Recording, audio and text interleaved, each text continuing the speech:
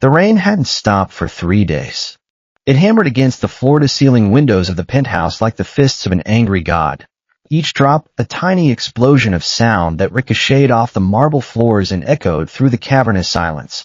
Julian stood in the doorway of the master bedroom, one hand braced against the cold wood frame, the other pressed protectively over the heavy swell of his belly. 8 months. 8 long, hopeful months, and in just 4 short weeks, he would finally hold the life that had been growing inside him, a life he already loved more than his own fractured existence. But tonight the air in the apartment was wrong. It was thick, cloying, saturated with a sharp, acrid scent of distressed alpha pheromones that made Julian's omega instinct scream in primal terror. He could taste Ethan's anger on the back of his tongue, bitter, like burnt coffee and ozone. And mixed with it, sickly sweet and cloying, was the unmistakable perfume of another omega. Silas. Julian's throat constricted painfully. He tried to swallow, tried to force even a whisper of sound past his vocal cords, but nothing came. Nothing ever came.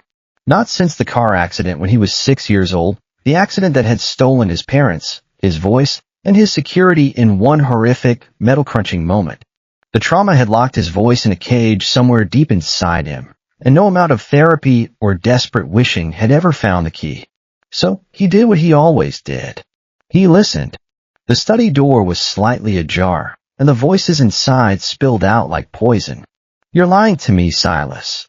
Ethan's voice was a low, dangerous growl, the kind that usually made lesser alphas back down. But Julian knew that tone intimately. It was the sound of doubt taking root. "I told you, he's been faithful." "He wouldn't he?"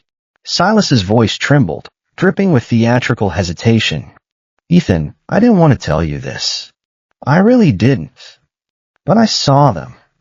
At the park last Thursday, while you were at the office. Julian was with another alpha. A tall one, handsome, with dark hair. They were laughing together, touching each other. And Julian," Silas paused, and Julian could practically hear the venomous smile in his voice. "Julian was smiling, Ethan. You know how rarely he smiles at you. And then, I heard him say the baby might not even be yours." The words hit Julian like a physical blow. He stumbled backward, his spine slamming against the hallway wall, and the shock of it sent a sharp, tearing pain ripping through his abdomen. He doubled over, one hand clutching his belly, the other flying to his mouth to stifle the silent scream that clawed its way up his throat. No. He wanted to burst through the door. He wanted to grab Ethan by the shoulders and shake him, to scream the truth into his face, to make him see, but his body refused to obey. His vocal cords remained stubbornly, cruelly silent. The words he needed to say were trapped behind a wall of scar tissue and trauma, and all he could do was stand there, trembling as his entire world collapsed around him. The study door swung open. Ethan stood in the doorway, his golden eyes, those eyes that had once looked at Julian like he was the most precious thing in the universe, now cold and hard as carved amber. His alpha pheromones were a storm, dark and oppressive, pressing down on Julian's shoulders like a physical weight. "Is it true?" Ethan's voice was flat, emotionless, as if he were asking about the weather. "The baby, is it mine?" Julian shook his head frantically, tears blurring his vision. He opened his mouth, desperate to force even one sound out, a croak, a whisper, anything, but his throat burned and tightened, betraying him as it always did. "You can't even deny it properly," Ethan whispered, and the cold contempt in his voice was worse than any shout. "Your silence says everything, doesn't it?" Julian's hands flew up, signing frantically. "No, please, I never. It's a lie, Ethan. Please believe me." But Ethan wasn't looking at his hands. He was looking through Julian, as if he were already gone. "I thought I knew you," Ethan continued, his voice hollow. "I thought you were different. But you're just like all the others, aren't you? A lying, cheating." "Stop." Julian signed desperately, tears streaming down his cheeks. "Please, just look at me, just." But Silas emerged from the study, his face the picture of faux concern. He placed a gentle hand on Ethan's arm, and Julian's omega instincts flared with jealous rage. "That's my alpha. That's mine. Get your hands off him. I'm so sorry, Ethan, Silas murmured, his voice sweet as poison honey. I know this is hard, but it's better to know the truth now, isn't it? Before the baby comes, and you're tied to someone who doesn't deserve you. Ethan's jaw tightened. You're right. You've always been right. He turned back to Julian, and the cold disdain in his gaze was absolute. I want a paternity test. As soon as the baby is born. And if it's not mine, then I ask yours. Julian signed frantically, his hands shaking so badly he could barely form the words. I've never been with anyone else. I love you, Ethan. I've always loved you, please. I'll give you the test, Ethan said, ignoring Julian's desperate gestures. And then we'll talk about what happens next. He turned and walked away, pulling Silas with him.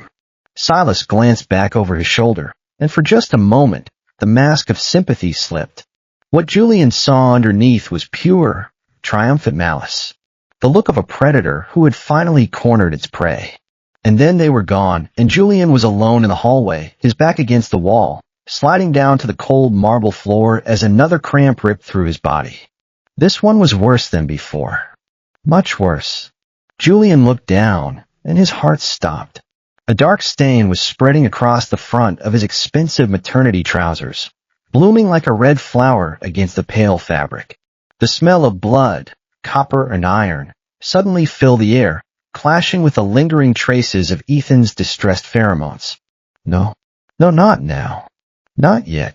Please, God, not my baby. Julian tried to stand, but his legs wouldn't hold him.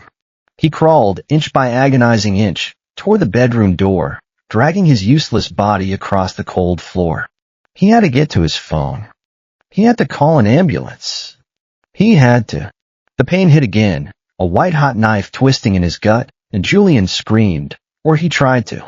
His mouth opened, but only silence came out. A silent scream. A silent plea. A silent prayer that was swallowed by the rain, hammering against the windows. His vision went gray at the edges. The world tilted sideways.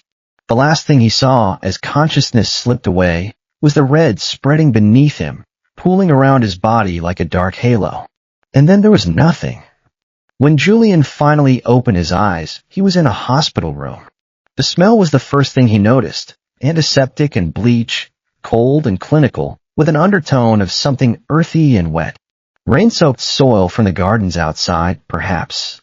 Or maybe that was just the tears he could feel sliding silently down his cheeks. The second thing he noticed was the absence. His hand flew to his belly, and what he found there was flat, empty.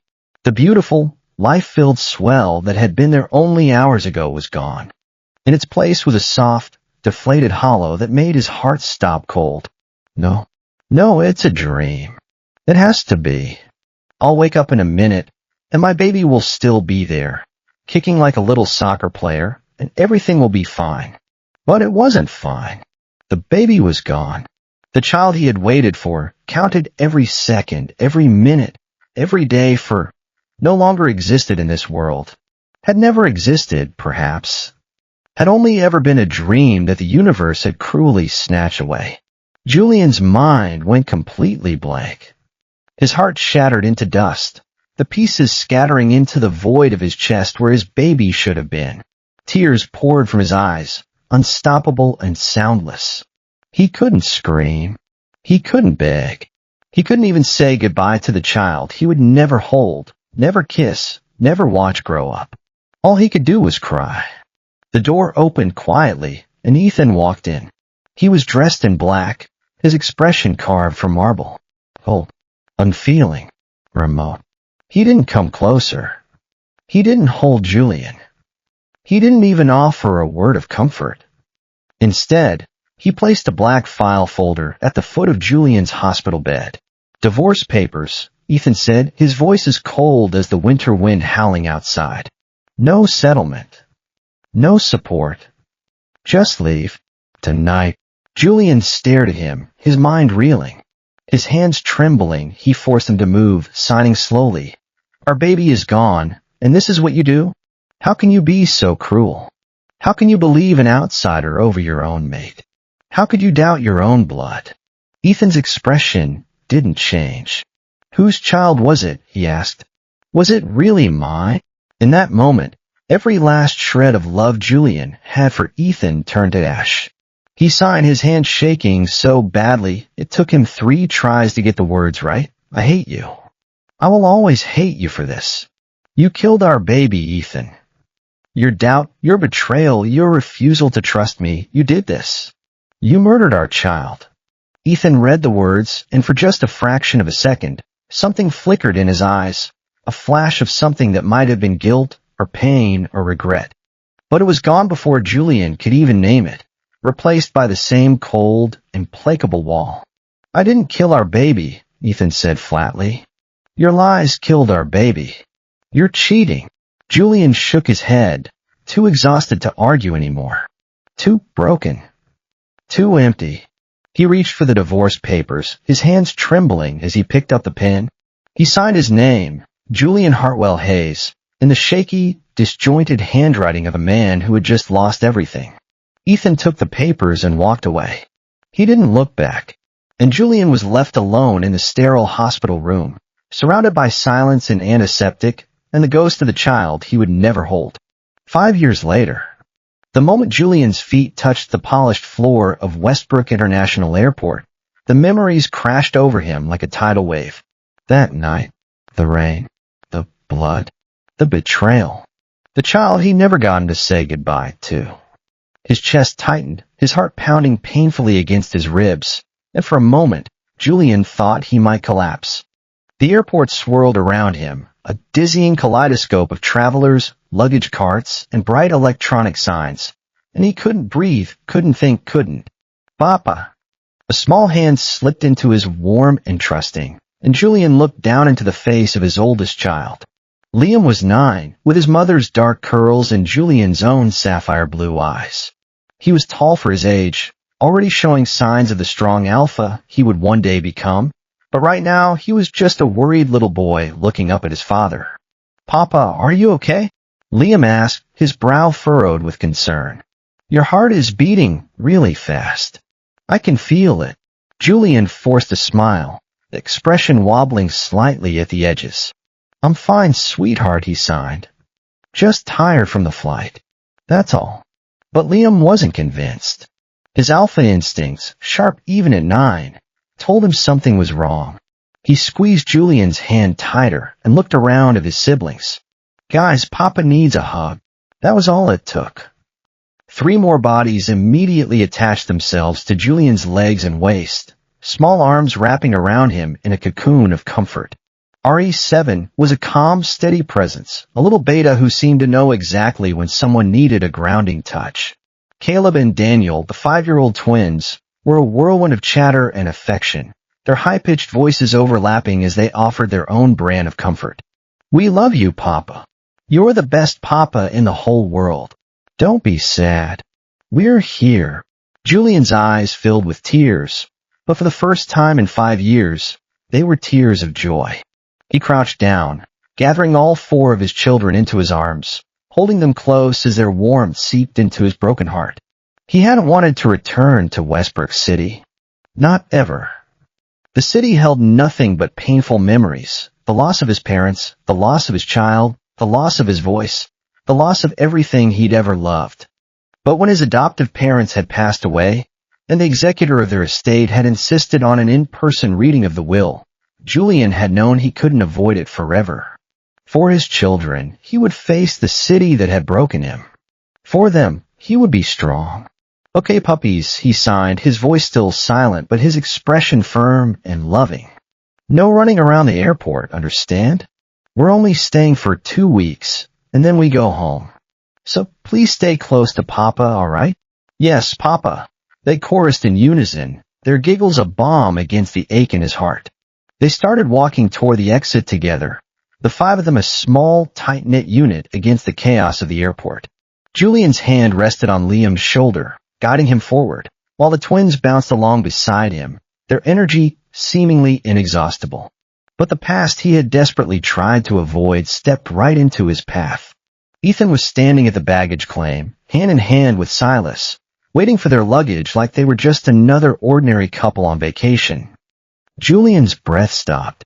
His heart lurched painfully in his chest. The world around him seemed to freeze, the cacophony of the airport fading to a dull roar in his ears. Oh God. Not here. Not now. Please. He turned away quickly, trying to steer his children past them. If he just kept walking, kept his head down, maybe. Ice cream. Before Julian could stop him, little Daniel spotted the ice cream shop at the end of the terminal and took off running, his twin Caleb right on his heels. Julian let out a silent cry of alarm and chased after them, but he was too late. Daniel ran straight into Silas, his cone of strawberry ice cream smearing all over the Omega's designer trousers. You little monster! Silas shrieked, shoving Daniel backward with enough force to send the 5-year-old sprawling onto the cold tile floor. Do you have any idea how much these cost? You useless, disgusting. Danny. Julian was on his knees beside his son in an instant, gathering the crying child into his arms. Daniel's small body was shaking with sobs, his face streaked with tears and melting ice cream. I'm sorry, Papa, Daniel hiccuped, his voice wobbling. I didn't mean to bump into him. I tried to say sorry, but he pushed me and... Sure, it's okay, baby, Julian signed, his hands trembling as he wiped the tears from his son's cheeks. It's not your fault. None of this is your fault.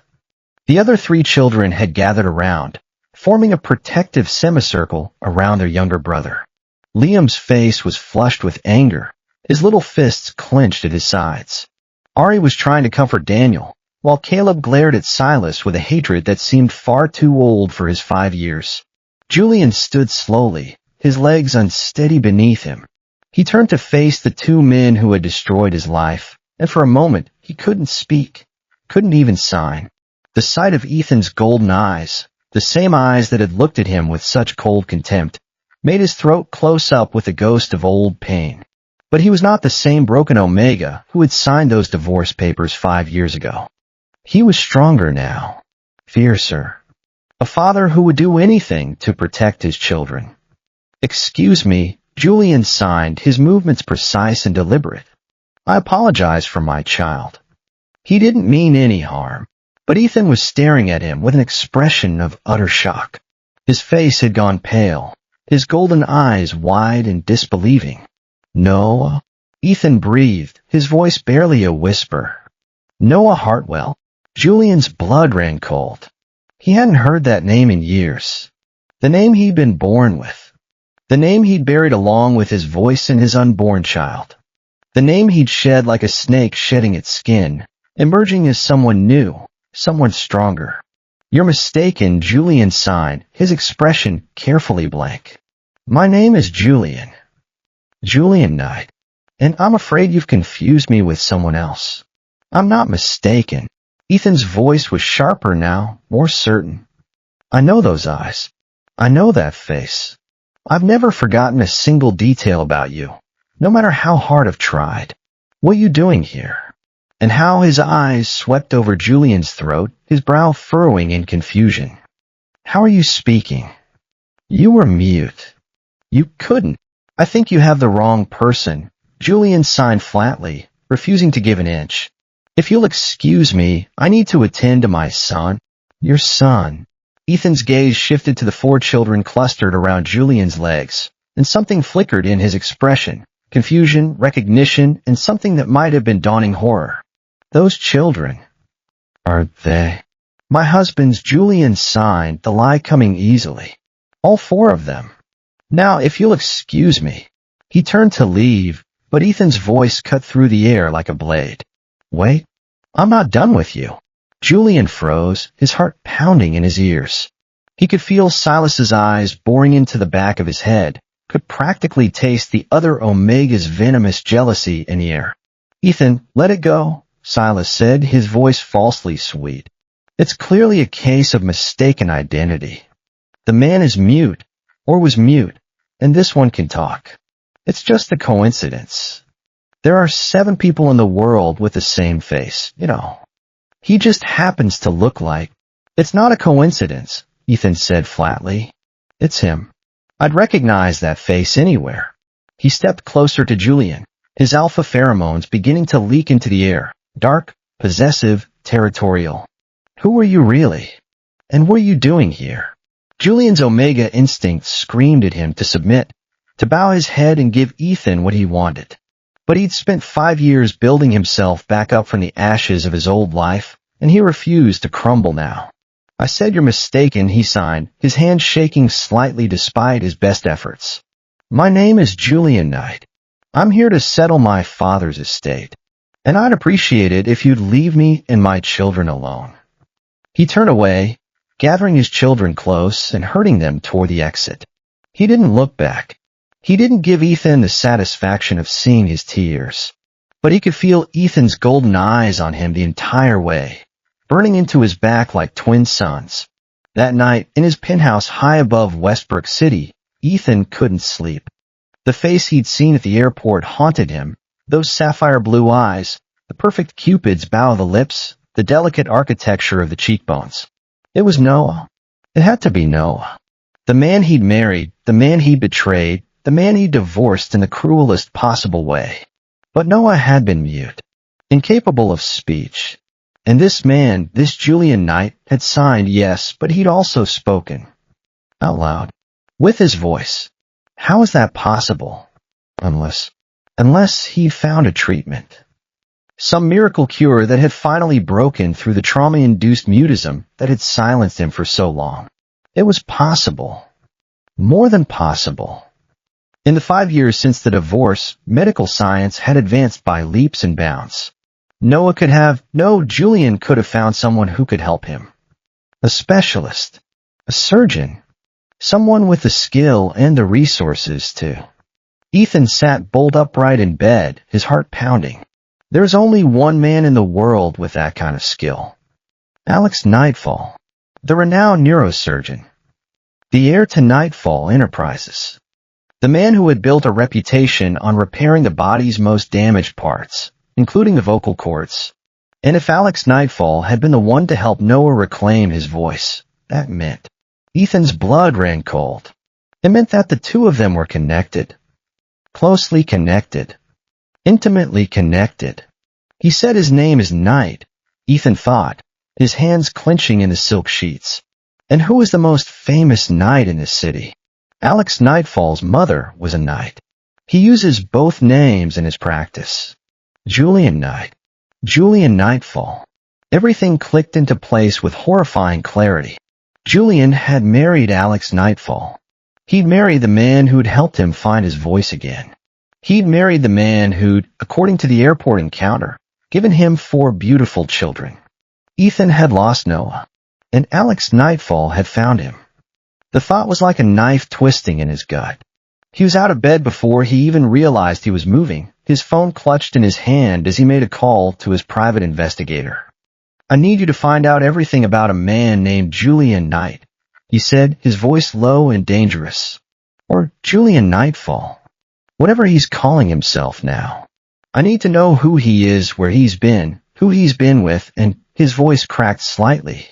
And I need to know if he's the father of 4 children. He ended the call and stood in the darkness, staring out at the glittering cityscape that had once seemed like his kingdom. Now it looked like a prison. A monument to everything he'd lost through his own stupidity and pride. I will find you, Noah, he whispered into the silence. And I will make you see that you belong with me. No matter what it takes. 3 days later, the private investigator's report landed on Ethan's desk like a bomb. It was comprehensive, detailed, and utterly devastating. Subject, Julian Alexander Nightfall, formerly Noah Hartwell Hayes. 26. Occupation, philanthropist and children's book author. Marital status, married to Alex Nightfall, MD. December 15, 2020. Children 4 Liam Alexander Nightfall, age 9, Ari Elizabeth Nightfall, age 7, Caleb James Nightfall, age 5, Daniel Michael Nightfall, age 5. Voice therapy. Underwent revolutionary vocal cord surgery in 2021, performed by Dr. Alex Nightfall, followed by intensive speech therapy. Regained full speaking ability within 6 months. Legal history. Divorce from Ethan Hayes finalized October 2018. Name legally changed to Julian Nightfall in January 2019. Ethan stared at the report, his vision blurring. 4 children. Julian had 4 children. And if the dates were correct, he did the math in his head, and his heart stopped. Liam was 9 years old. 9. Which meant he'd been conceived in Ethan's hand shook as he calculated in early 2016. When Julian had still been married to him. When Julian had still been carrying his child. The baby Julian had lost, the baby Ethan had accused of being another Alphys, had been Liam. The one he thought he'd lost. The one he believed had died in the hospital, along with Noah's hopes and dreams and future. But somehow, impossibly, miraculously, the baby had survived. And Julian had kept him, raised him, given him a life, given him 3 more siblings, given him a father, a real father, not the cold, distant alpha who'd sign away his rights without even a backward glance. Ethan's eyes burned with tears he hadn't shed in years. His alpha instincts were screaming at him, mate, pack, family, mine, but it was too late. Far too late. He'd thrown away everything he'd ever loved because he'd been too proud, too stubborn, too blinded by his own insecurities to see the truth. And Silas had lied. Silas had orchestrated the entire thing, from the accusations to the tears to the final, devastating divorce. It had all been a plot to separate them, to claim Ethan for himself, and Ethan had fallen for it like the fool he was. His hands clenched into fists. He was on his feet before he knew what he was doing, storming out of his office and into the bedroom he shared with Silas. The Omega was still in bed, lounging against the pillows with his phone in his hand, the picture of self-satisfied contentment. "I need to ask you something," Ethan said, his voice dangerously quiet. Silas looked up, his expression carefully innocent. "Ethan, darling, what's wrong? You look upset. Come here, let me. Did you lie to me?" Ethan cut him off, his voice rising. 5 years ago, when you told me Noah was cheating on me. When you said the baby wasn't mine. Was any of it true?" Silas's face went white. For a moment, he seemed frozen, unable to respond. Then he recovered, forcing a bright, false smile. "Ethan, I don't know what you're talking about. I told you what I saw. You told me what you wanted me to see." Ethan snarled, his pheromones flooding the room like a tidal wave of anger. "You lied to me, didn't you? You lied to me, and I believed you, because I was too stupid, too arrogant, too." His voice broke. "I divorced the love of my life because of your lies, and now I find out he's been raising my son. Our son. A son I didn't even know existed because you convinced me he wasn't mine." Silas's composure shattered. He scrambled out of bed, his hands raised placatingly. "Ethan, please, let me explain." "Explain what?" Ethan roared. "Explain how you destroyed my marriage. How you stole years of my life with a man I was supposed to spend forever with. How you made me doubt my own child's paternity. How you made me miss my son growing up. I did it for us." Silas screamed back, tears streaming down his cheeks. "I did it because I love you. I've always loved you, even before you met Noah, even when you chose him over me.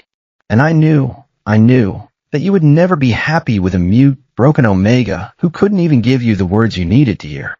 He was never good enough for you, Ethan. He could never be what you needed." "Get out," Ethan said coldly. "Get out of this apartment, get out of my life, and never come back. I never want to see your face again." "Ethan, please. Get out." Silas ran. He grabbed his phone, his bag, a handful of clothes, and fled into the night, leaving Ethan alone in the penthouse that suddenly felt like a tomb. And in the silence, Ethan began to plan. Julian was in the garden of Alex's family estate when the delivery arrived. The house was a sprawling mansion in the countryside, surrounded by acres of manicured lawns and fragrant flower beds. It was peaceful here, quiet, far from the chaos and pain of Westbrook City, where Julian had lost so much and found so little. But even here, the past had a way of finding him. The package was wrapped in plain brown paper, tied with simple twine. There was no return address, but Julian knew who it was from before he even opened it. The handwriting on the label was achingly familiar. Ethan's bold, angular script, the same handwriting that had once signed love letters to Julian and later divorce papers. With trembling hands, Julian untied the twine and unfolded the paper.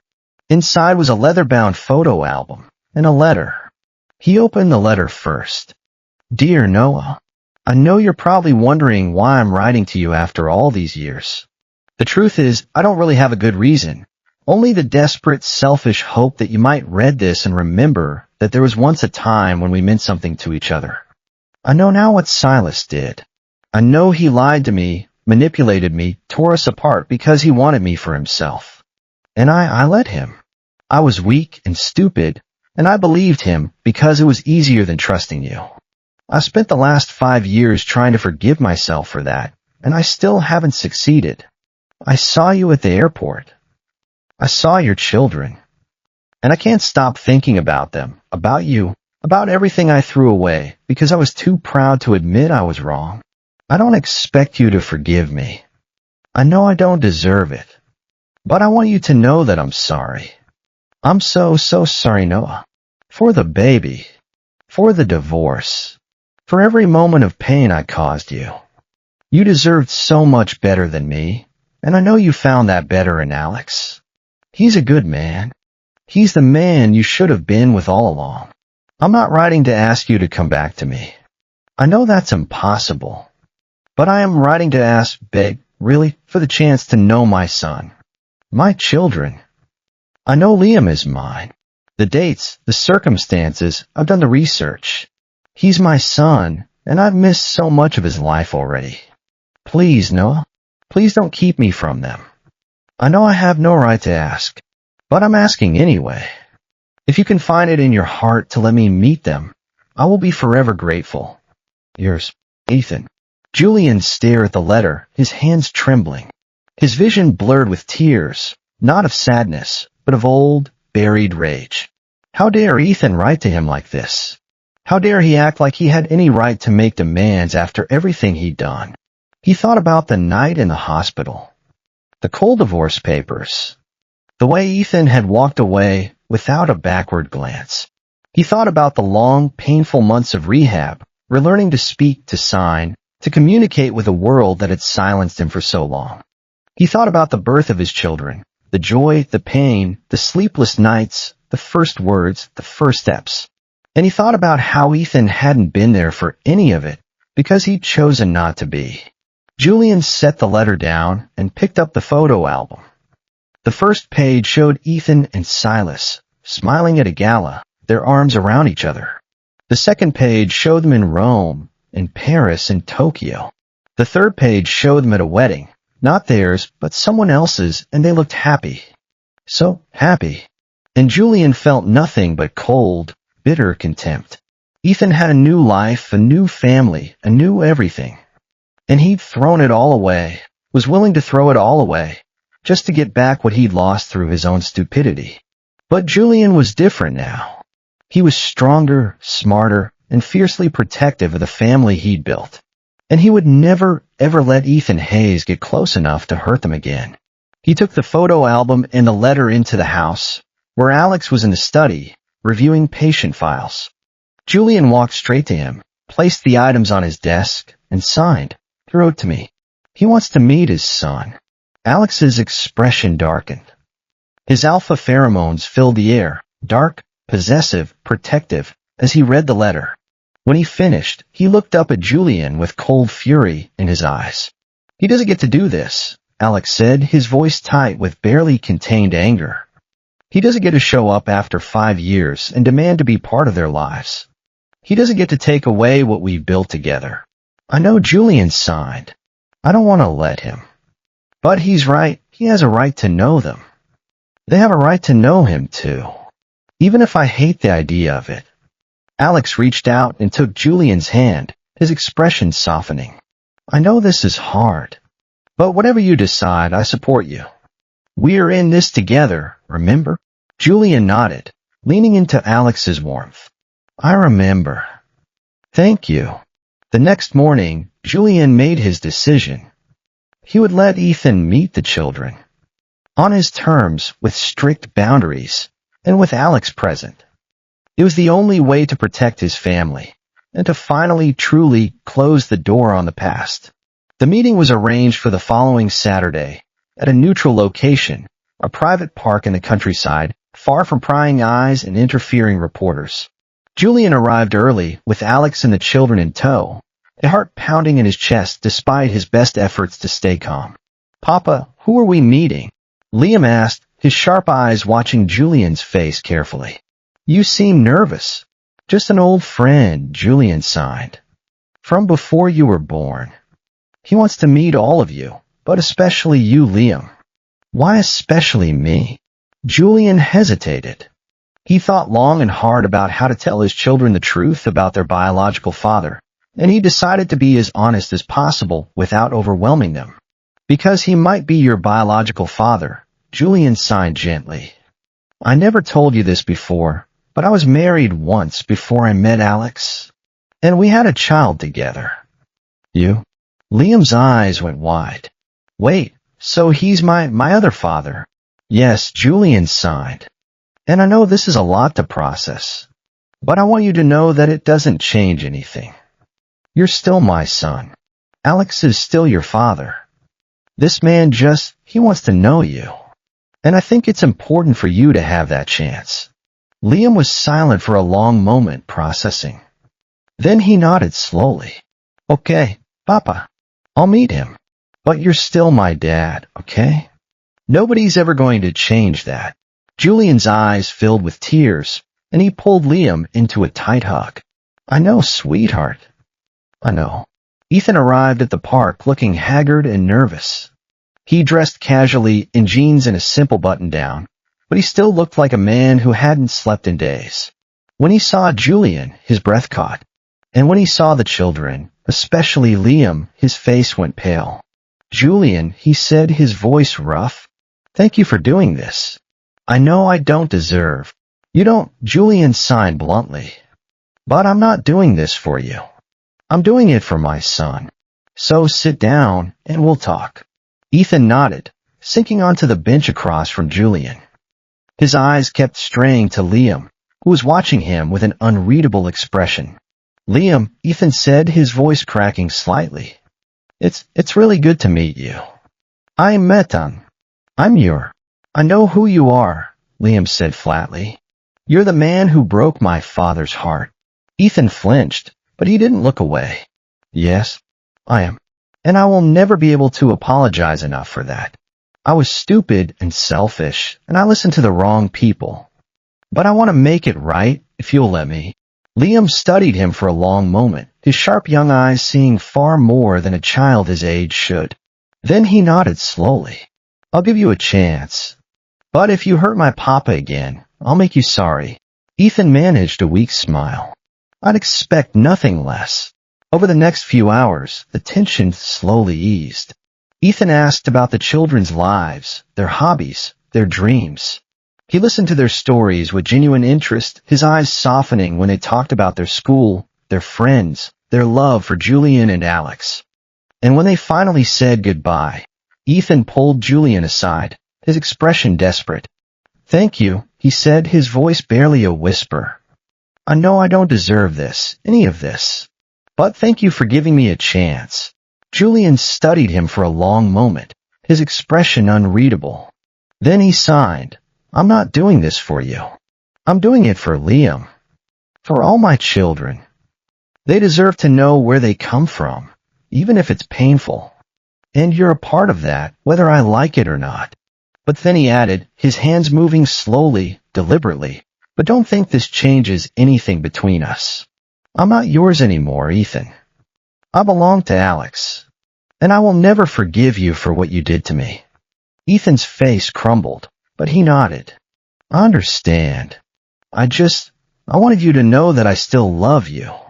I never stopped. Not for a single moment." Julian's heart clenched, but he forced himself to stay strong. "That's not the man I want to be with anymore. I have everything I need.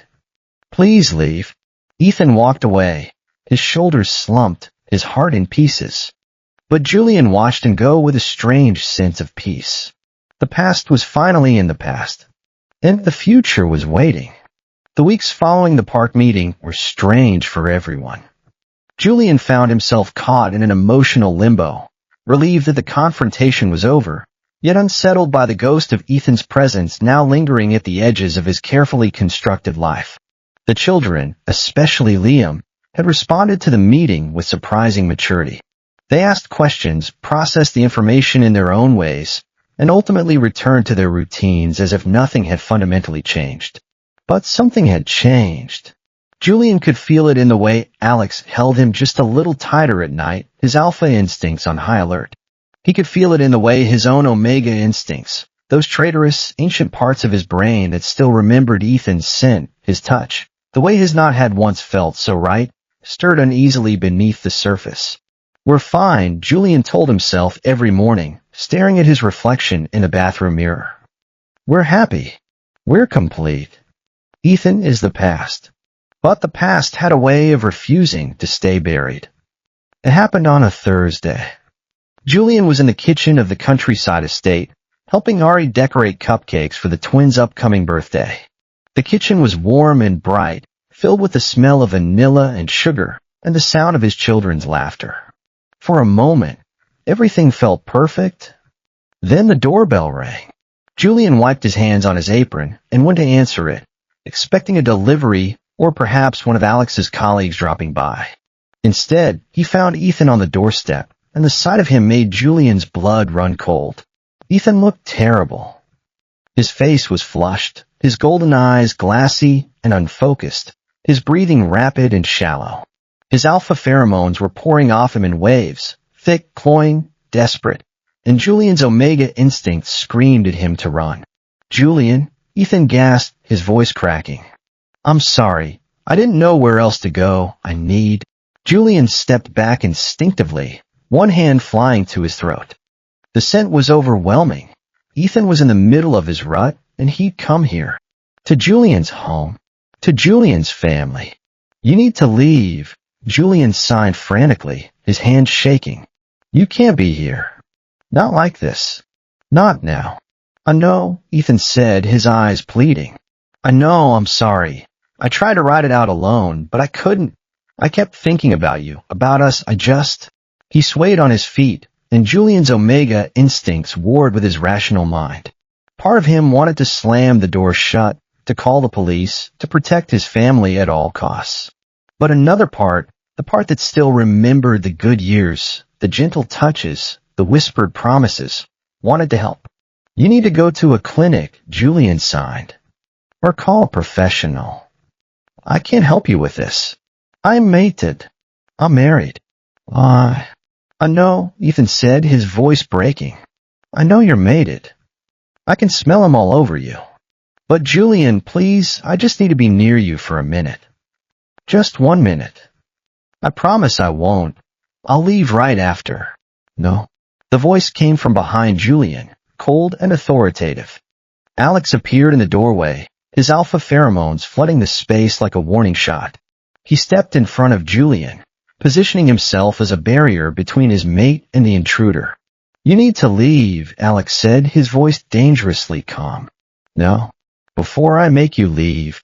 Ethan's eyes flickered with something, desperation, fury, grief, but he didn't move. His alpha instincts were screaming at him to challenge the other alpha, to fight for the omega he'd lost, to take back what was rightfully his. But he was no match for Alex. Not here, not now, not when he could barely stand. "I'm not going to fight you," Ethan said, his voice hoarse. "I came here because I needed help. I'm not trying to take him from you." "Then what are you trying to do?" Alex demanded.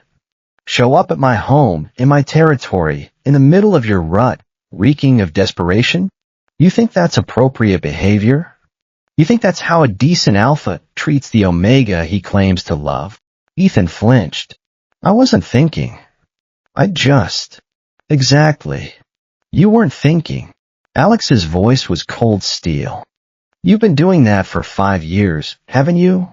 Not thinking. Just acting on your impulses. just following your selfish desires without any consideration for the damage you cause. Julian placed a gentle hand on Alex's arm. That's enough, he sighed. He's already suffering. Let him go. Alex looked at Julian, his expression softening instantly. He's upsetting you. He's making you uncomfortable. He doesn't get to do that. I know, Julian sighed. But he's not going to hurt me. Look at him. He can barely stand. Just let me handle this. Alex hesitated, his protective instincts warring with his desire to respect Julian's wishes. Finally, he nodded. Fine, but I'm staying right here. And if he tries anything, he won't. Julian turned back to Ethan, his expression carefully neutral. I'm going to call you a car, he signed.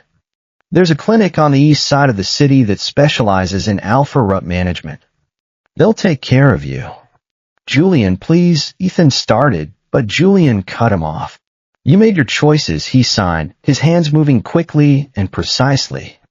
You chose to believe Silas over me. You chose to divorce me without even looking me in the eye. You chose to abandon me and our baby. And now he paused, his heart aching with old pain. Now you have to live with those choices. I can't save you from them. I can't save you from yourself. Ethan's face crumpled. I know I ruined everything. But Julian, I love you. I've always loved you. And I will spend the rest of my life regretting what I did to you. I know you do, Julian sighed, his hands trembling slightly. And I'm sorry for that. But I can't be the one to help you through this. Not anymore. You have to find your own way. He stepped back, letting Alex's warmth surround him, and watched as Ethan finally, reluctantly, turned away. The car arrived minutes later, and Ethan climbed inside with a last desperate look at Julian through the window. Julian didn't return the gaze. He simply stood in Alex's arms, his face buried in his alpha's chest, and let himself feel the grief, the anger, the love that still, stubbornly, refused to die. And then he let it all go. Over the next few weeks, Ethan kept his distance. There were no letters, no calls, no unexpected visits. Julian heard through the grapevine that Ethan had checked into a rut management clinic and was receiving intensive therapy to deal with his alpha issues. He also heard that Silas had been spreading rumors about Julian and Alex, trying to damage their reputation in high society, but no one was taking the bitter Omega seriously. We've got bigger things to worry about, Alex said one evening, scrolling through his tablet in bed while Julian curled up beside him. The twins' birthday party is next weekend, and Liam's school play is the week after. Not to mention the charity gala you promised to attend with me. Julian smiled, the expression genuine. I hadn't forgotten. I even picked out my outfit. Oh yeah? What kind of outfit? Something that makes you look good when I'm on your arm.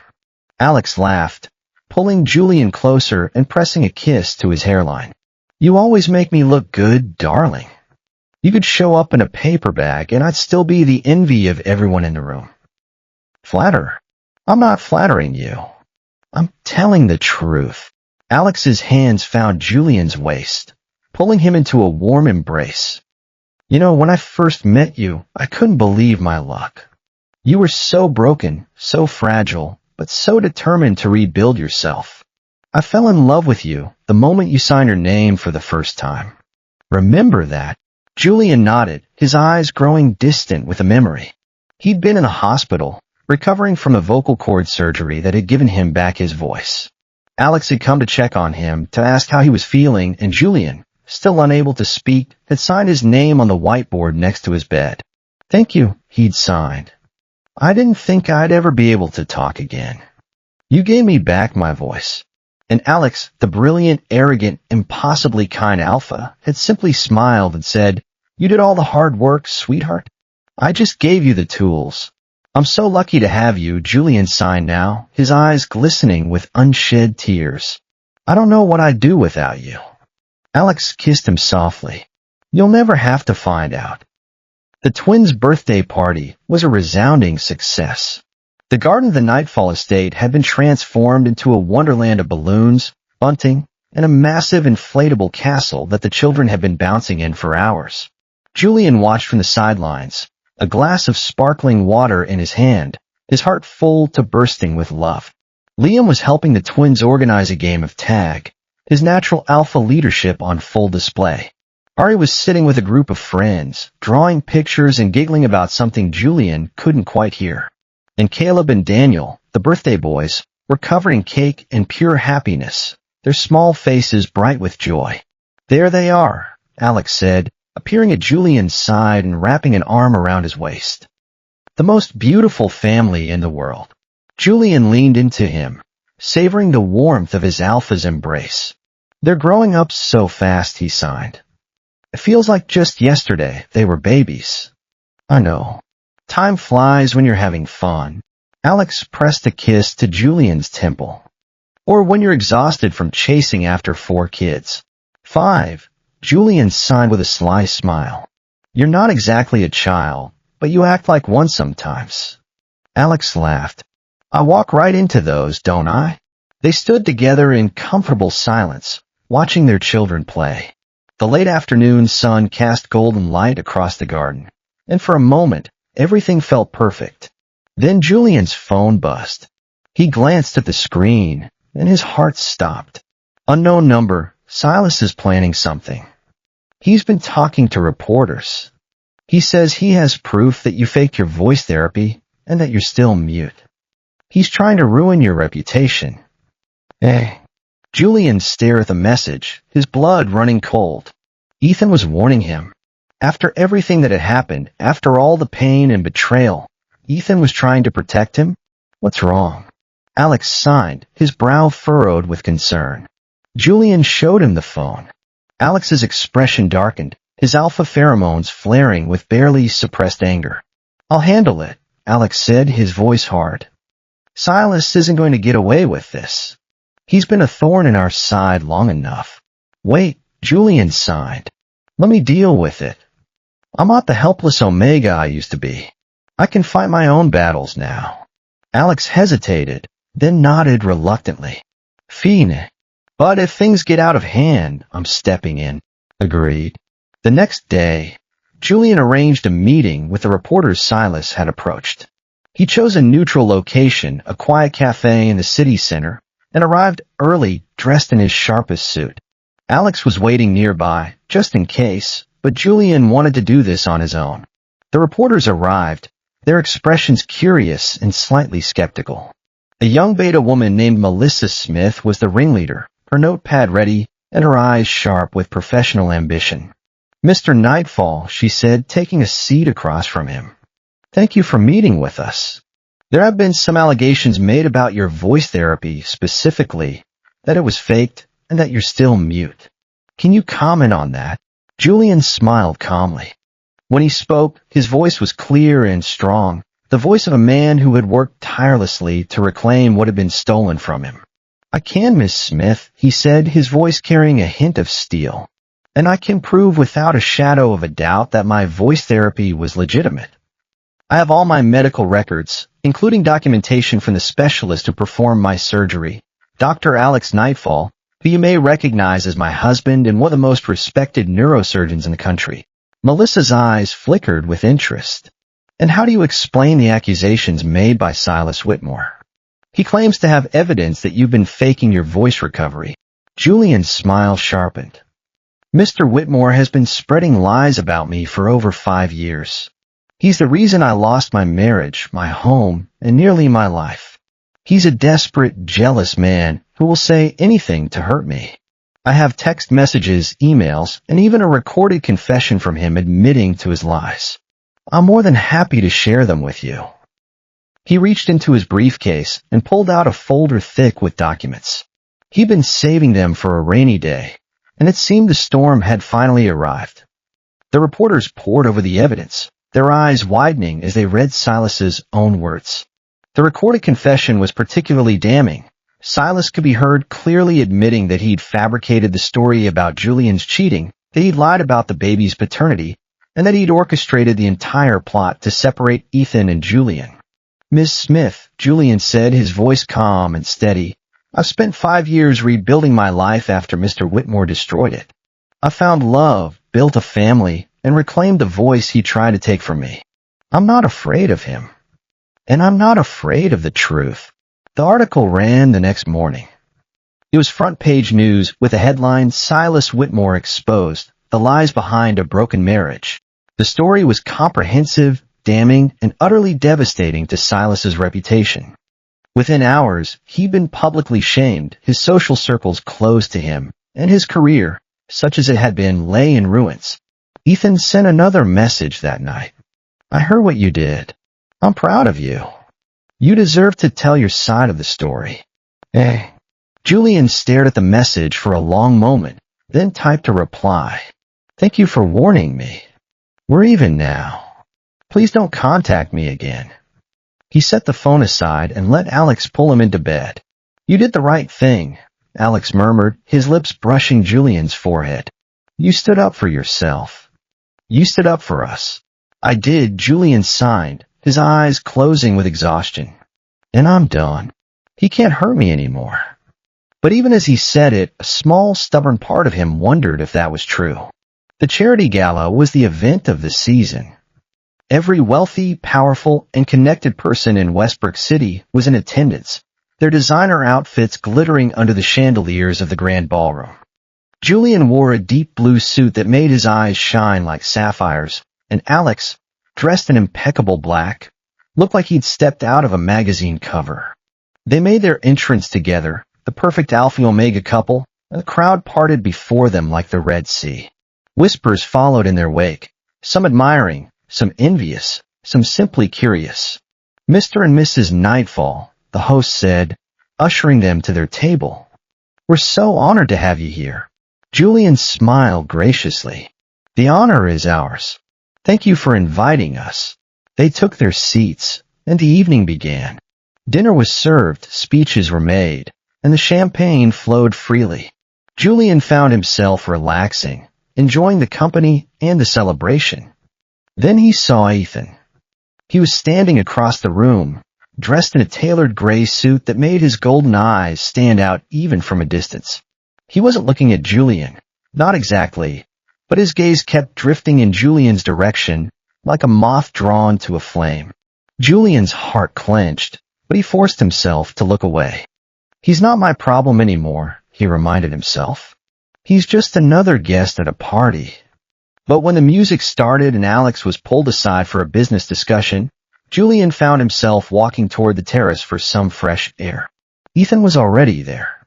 He was leaning against the railing, staring out at the city lights, his shoulders slumped with weariness. When he heard Julian's footsteps, he turned, and his eyes lit up with a desperate hope that made Julian's chest ache. "Julian," he breathed, "I didn't expect to see you here. I almost didn't come, but you came anyway," Julian sighed, his expression carefully blank. "Because you can't let go." "I can't," Ethan admitted, his voice raw. "I've tried, Julian. I've tried so hard. I went to therapy, I dealt with my rut issues, I tried to move on, but I can't. Everywhere I go, everything I do, I see your face. I hear your voice. I miss you so much it feels like I'm drowning." Julian's throat tightened. "That's not my problem," he sighed. "You made your choices. You have to live with them." "I know." Ethan's voice cracked. "I know I don't deserve your forgiveness. I know I don't deserve anything from you. But Julian, please, just tell me if there's even a chance. Atteignez impossible chance. That someday you might find it in your heart to. No." The word was signed with finality. Julian's hands were steady, his expression resolute. "There's no chance," he signed. "There's no future for us. Whatever we had died 5 years ago, in that hospital room. You killed it with your doubt and your cruelty. And I've moved on. I'm happy. I am loved. I have everything I ever wanted." Ethan's eyes filled with tears. "I'm so sorry, Julian. I'm so sorry for everything. If I could go back, if I could change it all. But you can't," Julian sighed. "None of us can. All we can do is move forward. And that's what I've done." It's time for you to do the same. He turned away, his heart heavy but his resolve unshaken. He'd said what he needed to say. He'd closed the door at last. But as he walked back into the ballroom, a sudden wave of dizziness washed over him. His vision blurred, his knees buckled, and he stumbled against a pillar, gasping for breath. Julian. Alex was at his side in an instant, his strong arms steadying him. What's wrong? Are you hurt? What happened? Julian shook his head, his vision swimming. I don't know, he signed weakly. I felt dizzy, I think. His thoughts scattered as another wave of nausea hit him. He doubled over, one hand flying to his mouth, and Alex's face went white with fear. Call an ambulance, Alex ordered, his voice sharp with barely controlled panic. Now. The hospital room was exactly as Julian remembered it. White walls, antiseptic smell, the quiet beeping of monitors.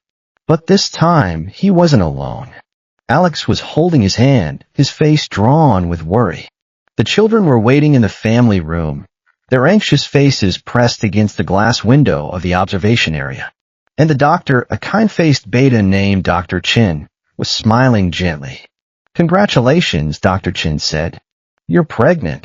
Julian's heart stopped. What? He signed, his hand shaking. That's impossible. I've been on suppressants for years. The suppressants are still effective, Dr. Chin explained patiently. But you must have had a lapse in your medication schedule. It happens more often than you'd think. And given your age and your alphas, well, let's just say your alpha is very healthy. Alex's face had gone pale with shock. A baby?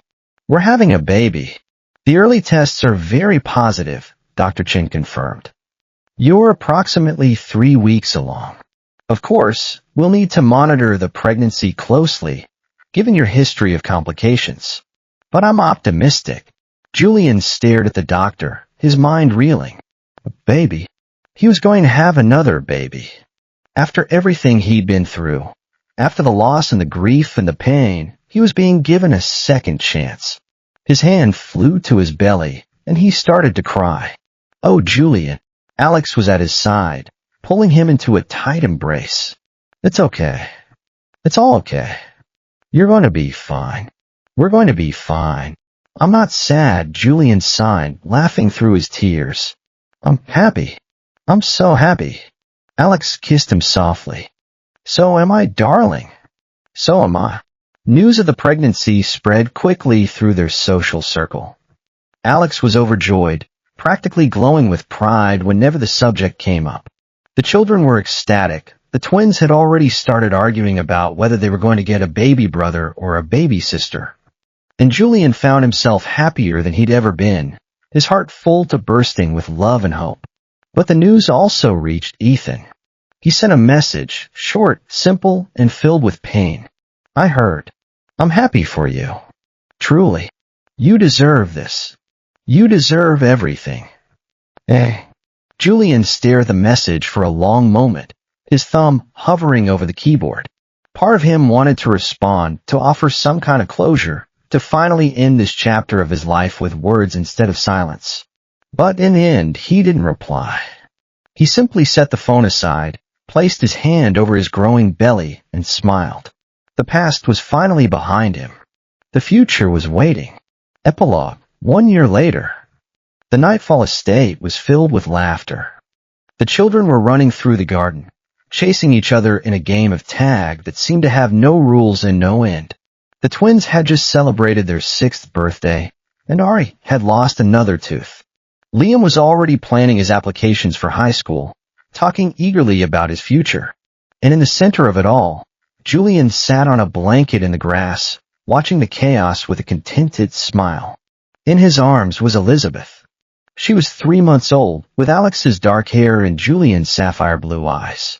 She was small and perfect, her tiny fingers wrapped around Julian's thumb as she slept peacefully in the afternoon sunshine. She's beautiful, Alex said, settling onto the blanket beside Julian. She looks just like you. She's got your stubbornness, Julian sighed, his smile widening. When she wants something, she wants it now. Just like her father. Alex laughed. I'm not stubborn. I'm determined. There's a difference, if you say so. They sat together in comfortable silence, watching their family play and grow and thrive. It was exactly the kind of life Julian had dreamed of, not perfect, but real. Not without challenges, but filled with love. You know, Alex said after a moment, his voice thoughtful, I was thinking maybe we should take the kids on a trip this summer. Somewhere they've never been before. Maybe the mountains. The beach? Wherever you want to go. Julian's eyes lit up. The mountains, he sighed. I've always wanted to show them where I grew up. My parents love the mountains. Then the mountains it is. Alex leaned in and kissed him gently. Anything for you, darling. Julian leaned into the kiss, savoring the warmth of his alpha's love. He thought about the journey that had brought him here. The pain, the loss, the grief, and the triumph. He thought about the family he'd built out of the ashes of his old life. And he smiled. Because in the end, love had won. The end.